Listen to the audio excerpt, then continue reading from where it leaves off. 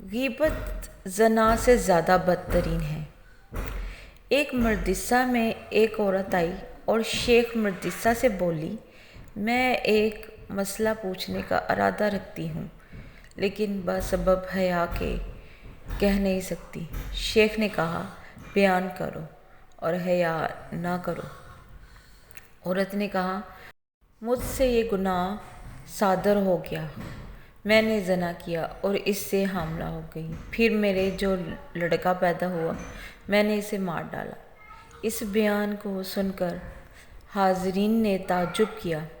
شیخ نے کہا، اے لوگ، کیا اس گناہ پر تعجب کرتے ہو؟